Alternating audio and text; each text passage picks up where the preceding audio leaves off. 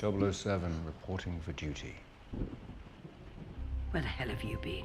So much of the movie is about the old and the new, you know, and which is Bond? Is he the phoenix that rises from the ashes, or is he, you know, is he yesterday's news?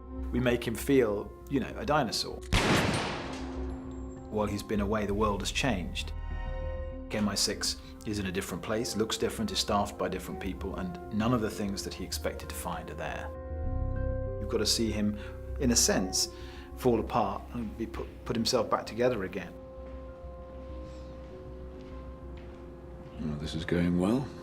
I've always enjoyed the Bond films, but I've enjoyed more the Bond books when I was younger. They're quite dark and they're quite tough.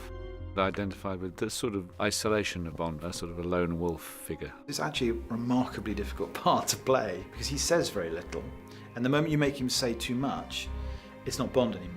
He operates on instinct a lot of the time. He has his own inner demons, but he doesn't show them to other characters, and yet we must, as an audience, be aware of them. The dialogue is crucial, and snappy dialogue. In movies like this, there aren't time to make long speeches. He's a man of action, and that's what's important.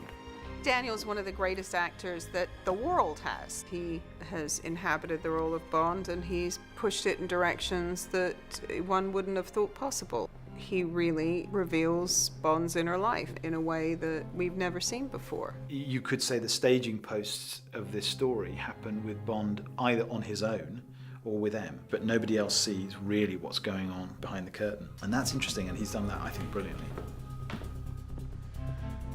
You heard?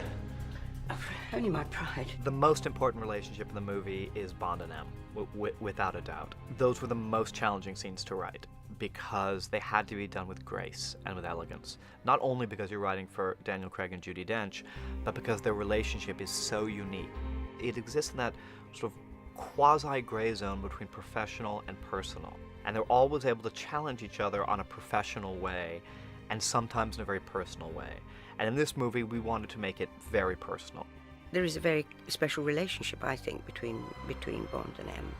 She's ruthless about him, but nevertheless, she's accused during it, of course, of showing preferential treatment towards him. I made a judgment call. You should have trusted me to finish the job. It was the possibility of losing you or the certainty of losing all those other agents. I made the only decision I could, and you know it. M is his boss. Emotion cannot really come into their relationship because M has to make sacrifices, and Bond being one of them. Sam always had that in the back of his mind, that there's a bit more. To have that connection and to have that sort of actual quite deep love for each other. I get a kick out of that. As an actor, you get a kick out of it because you're playing a life that you can't show, and that hopefully makes for interesting watching. We struck up quite a good relationship the first time we worked. And that relationship has gone on, you know, and each script requires something a little bit more, little bit different. It's thrilling. I've just been reviewing Bond's tests. Seems you've passed. By the skin of your teeth. You're back on active service.